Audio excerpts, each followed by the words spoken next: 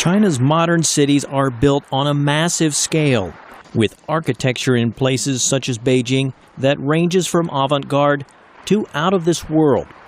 But just above Beijing's busy street corners are signs of the threats China's economy is facing, says Beijing-based economist Patrick Chovanec.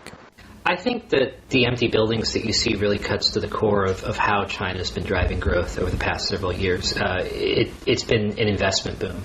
And so China has been driving growth by creating capacity in housing, in infrastructure, in production.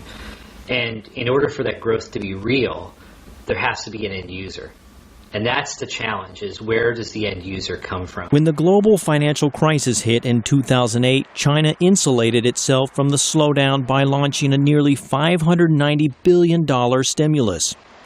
But now, as the country's annual growth is expected to slow below 8% this year, economists caution that same strategy will not work. That investment boom is breaking down, is buckling under its own weight. That the bad debt and to some extent the inflation that's been created by pumping the economy full of money has created an unsustainable situation. Economists say about 80% of China's massive 2008 stimulus package went to state-owned enterprises, which still dominate the economy. Weakening their influence is a key challenge for China's new leaders, says economics professor Hu Xingdou. He says that state enterprises account for about a third of the Chinese economy.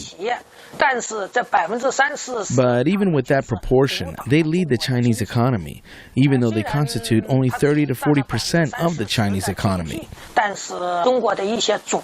They control China's economy and all those sectors where money is made. Breaking the monopoly that state-run enterprises have over the economy will not be easy, especially because of the political power and influence they wield.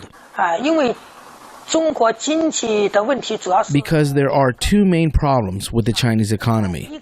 One is the power that interferes too much in economic issues.